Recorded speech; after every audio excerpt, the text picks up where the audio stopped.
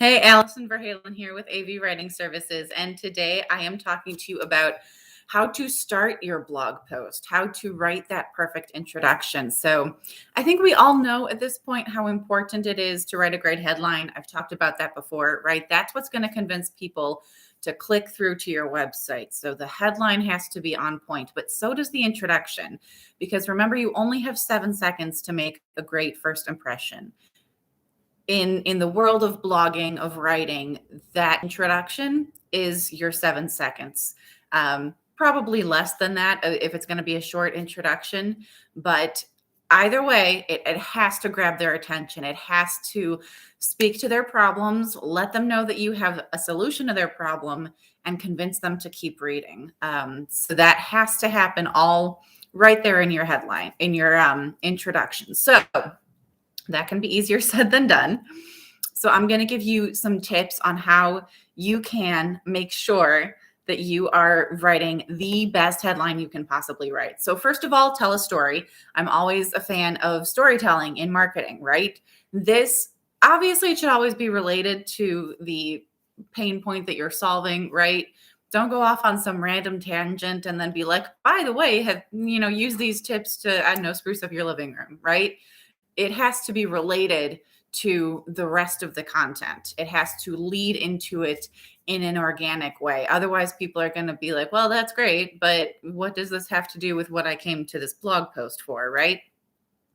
The story can be fictional. It can be a real anecdote that happened to you or someone you know. That, again, it doesn't have to be directly related. It doesn't have to be like, I was dealing with this problem and I solved it with this product. It can be, that is absolutely an option, but it can also be, something you struggled with that you can tie into whatever problem it is you're solving in that blog post. So you can get a little creative with it. It can also be like a fake anecdote that you totally make up, but you pass off as real. That's fine. Your audience is not going to know that it's fake as long as you don't start using, unicorns or dragons or space lasers or whatever, right? They'll never guess that it's fictional. Who cares? Now, second tip is introduce the stakes. That is the first rule of storytelling, right? It's not a good story without any stakes. So there has to be some risk involved. And I talk about this a lot as, again, with the art of storytelling as it relates to blogging and content marketing in general, is you really need to introduce the problem, right? Let them know that you can relate, that you understand what their problem is and you have a solution. But you also want to let them know this is what can happen if you don't solve this problem. It's going to get worse. And this is what your life is going to look like. And no one wants that, right?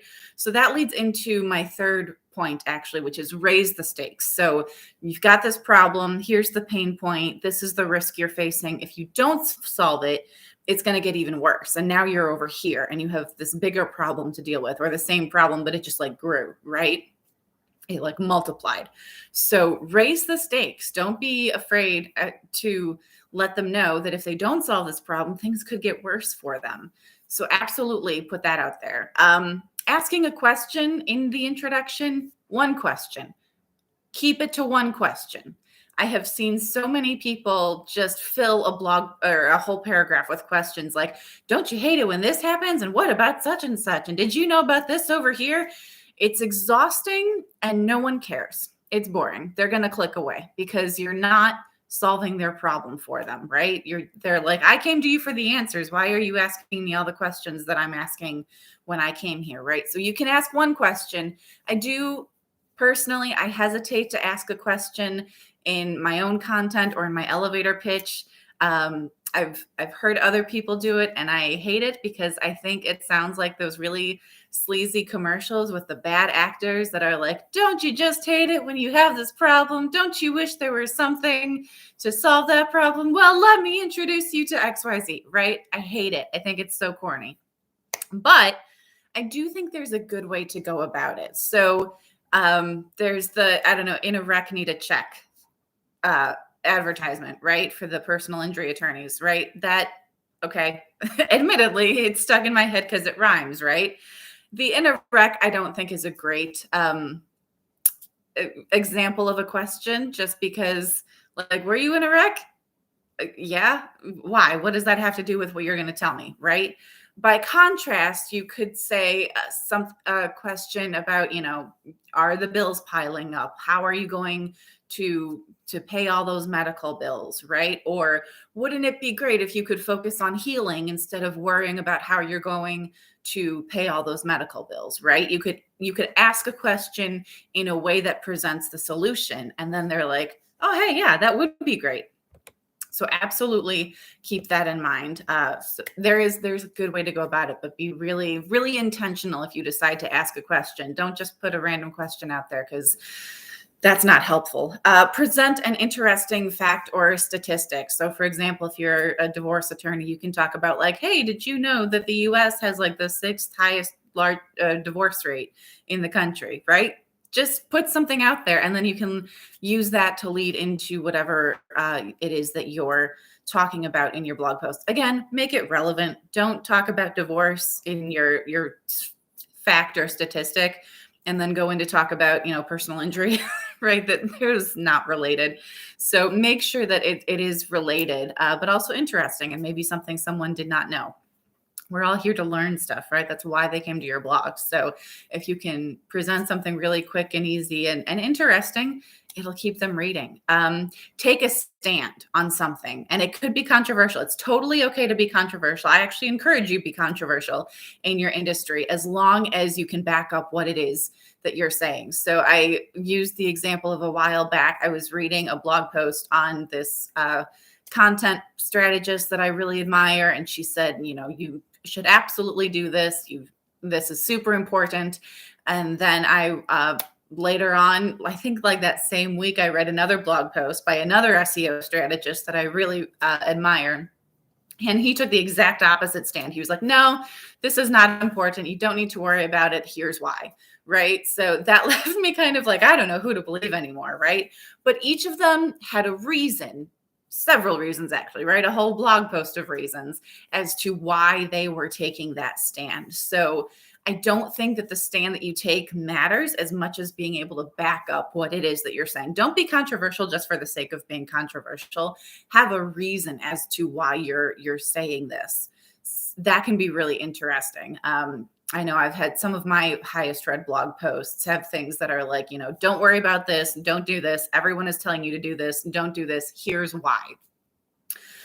Tell readers what they can expect. I do this all the time in my table of contents, actually, not so much the introduction. It comes right after the introduction, where I give a little table of contents. It's all of the subheadings, right? So they can look at what I'm going to be talking about throughout the whole blog post. And if they want, they can just click on something. I always include links. So if they want to skip the introduction, maybe they want to skip the first few tips I have, but maybe they want to go something towards the middle or something at the end, they can just click on it and get right there. So think of it as like kind of laying out a map of like, first we'll talk about this.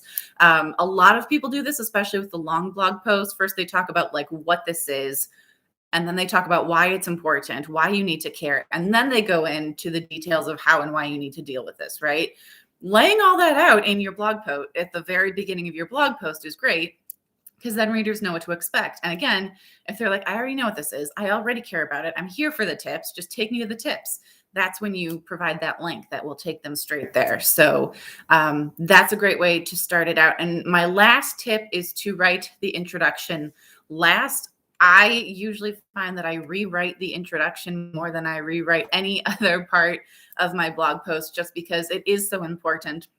And it can be super tricky. And sometimes I'll write the introduction thinking I'm going to be talking about one. I'm a pantser. I never write an outline. I just sit down and I write.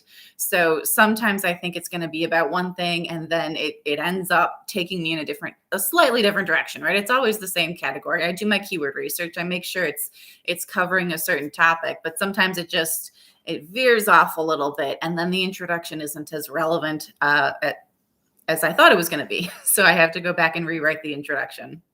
So that again goes back to always editing your content, including your introduction before you hit that publish button. But also don't be afraid to just leave it to last. You don't have to write everything in chronological order. If you want to write the tips and then the conclusion and then go and write the introduction, or if you want to write the conclusion, can be kind of tricky too. So maybe you want to write the tips first and then the introduction and then the conclusion, and then maybe go back to the introduction and make sure it's still on point, right?